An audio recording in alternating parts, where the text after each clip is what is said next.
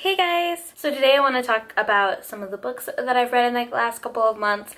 I did not put out a September wrap-up just because I only read 2 books in the month of September, and in October I didn't get through very many books either. So I thought I might as well just combine the two into one wrap-up. I'm also going to talk about my wrap-up for the autumn readathon, which I kind of failed at. I only ended up reading 1 book for that readathon. But yeah, let's just get started. So the first book that I read was Love Interest by Cale Dietrich. And this essentially follows, it's like a parody of the love triangle, and it like follows the secret agents are tasked with getting people of interest to fall in love with them so they can essentially spy on their significant other. And we follow 2 male characters who are tasked with trying to get this female engineer, she's like very smart, to fall in love, but it turns out that the 2 male characters actually begin to have a love interest themselves. So I really enjoyed the twist that this book had. I loved the idea of having the 2 male characters fall in love with each other instead of it being just a traditional YA, and I love the idea of that being like parodied. And I think this book does a really good job of kind of commenting on some of the issues around love interests and just the whole wide genre of love triangles and insta-love. And it also talks about the stereotypes that we typically see in those kinds of novels, whereas one of them has to play the part as the good guy and the other one has to play the part as the bad guy. But we find out that the characters, the lines are very blurred, and they aren't these like one-dimensional people that we sometimes get in love triangles. So I really enjoyed that. The plot was really interesting. This is a standalone novel, which I kind of appreciated because sometimes I just want a book that covers everything in one novel. The issue though that I had was that a lot of the stuff towards the end of the book became a little more unbelievable, and the secret society where these spies are kind of like bred and trained, it's not explained fully, and I don't necessarily have a problem with that, but it's something that I was kind of wanting more of. So I kind of wished in a way this could have been a series to really develop that this organization a little more. And the ending just seemed a little rushed in my opinion, but I think it's a really interesting book, and I really enjoyed it. I thought it was going to be, this fun kind of frivolous read, but it turned out to be so much more, and it made me think about the kind of YA books that I was reading. And so it does a lot more than just make fun of these love interest tropes that we have, but also dig deeper into what's really behind all of that. So I really enjoyed that. I think it's a really interesting book and worth checking out if you are a fan of the YA genre. The next book that I read was The Tiger's Daughter by Kay Arsenault Rivera.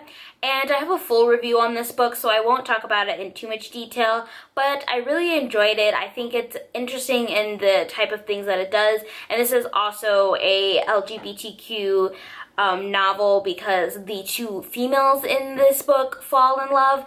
It essentially follows these 2 female warriors and about their kind of journey and the way that they go about making a name for themselves in this world. And it's definitely got a lot of interesting aspects to it. I love the world and the adventures that these 2 females go into, and the fact that there are so many strong female characters in the story and it's not just the main characters, and I really liked that. The only really concern that I had was the way the book was structured. A lot of the book is like a letter written to one of the main characters from the other main character's perspective, so a lot of what you're getting is like past tense, which I don't necessarily find horrible, but sometimes I like to be in the action when I'm talking about fantasy, even though most of the time fantasy is talked about in that, like when you're reading a book, it's usually described in the past tense, but this gave it a little more separation because you're talking about a character that's talking about events that happened in the past, and it just gets a little muddled and confusing at times. But overall, I thought it was a really interesting book, and I'm interested to see what else she has coming out. There is a few controversies on how well she handled the Asian cultures that she that are very influential to her novel. So if you want to know more about that book, I will put my full review down in the description and up above in the screen, so you can check that out. The third book that I got through, which was actually the first book that I read in October, was One Dark Throne by Kendar Blake. This is the second book to the Three Dark Crowns, and I'm not really sure what the whole trilogy is called, but I don't want to go into too much detail about what the second book is because it could kind of be spoilers for the first book. But the first book essentially follows 3 queens that have to fight to the death to become the ruling queen. So they have to kill, and they're all sisters, so they have to kill their sisters to become the ruling queen. And so it follows how these 3 sisters kind of break that tradition in different ways, and it's a really fascinating book. It's probably one of the few YA novels that I've been really that has really gripped me and interested me, and the first one ended on such a fantastic cliffhanger that I really appreciated how the second book handled things. I think that the first book was a little more successful than this book. This one felt like it dragged on a little bit. It is a little bit longer than the first one, but it also ends on a pretty significant cliffhanger, so I will be checking out the third book as soon as it comes out. And the fourth book that I got through in October was Neverwhere by Neil Gaiman, and just have to appreciate this cover for a second. It is so beautiful, and the rest of the book is also illustrated. The illustrations are by Chris Riddle, and it's a beautiful book. So this book I got because I had this stage in my life where I was really into urban fantasy, and I don't remember which booktuber was talking about this book, but they mentioned how it's a very urban fantasy but made for adults. I believe this is also based on a UK TV show, which I might be checking out eventually. But essentially it follows a guy who's got his life kind of going together. He's getting married, he's got this job, and then he kind of dives into this underworld, which is like underground London. And it's like this magical place, and he gets in all these weird and strange and crazy adventures. So it's interesting because when someone says that, and Neil Gaiman even talks about in the foreword that this was supposed to be like an adult fantasy, but to me it didn't really feel very adult in my opinion. To me, I felt like this was very much a YA book.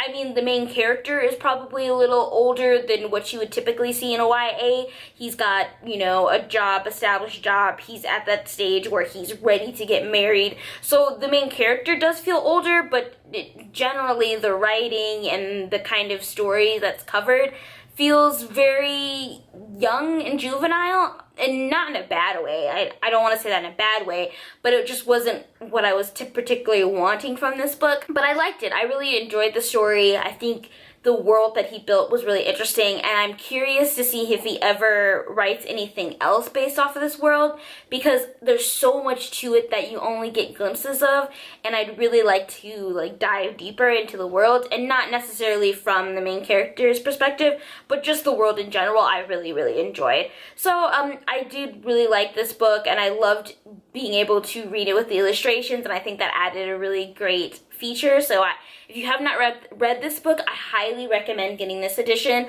It came out just a few months ago, and it's just beautiful, and I think it really does a great job of capturing the story. And yeah, I think it definitely was a good read.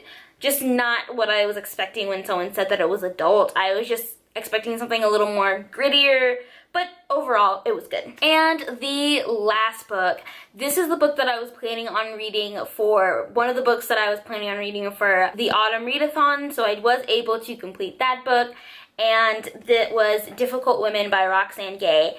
And I have to say, this book has left me shook in so many different ways.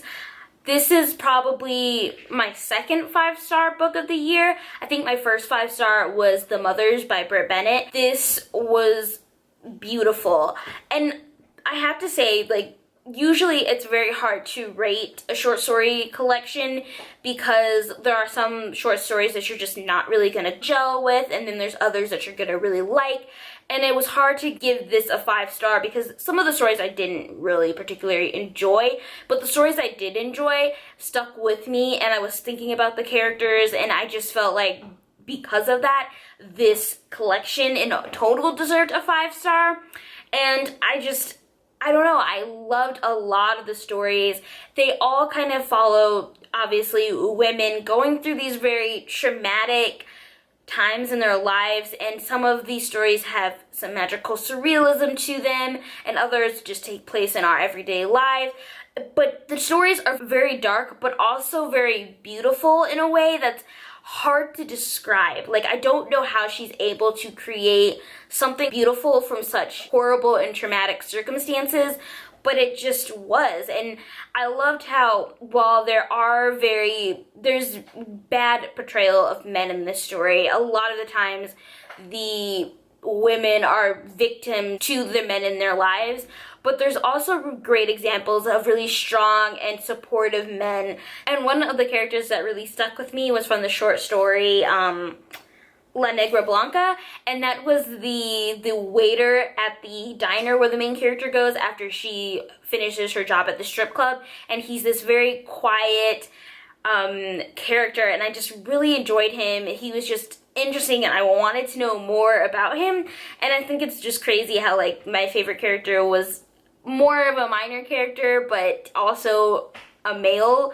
But I don't know, she just does a really good job of creating characters and creating these worlds and just making you really think about things. And this book it's dark and gritty, and it's just bare down truth, and I just absolutely loved it.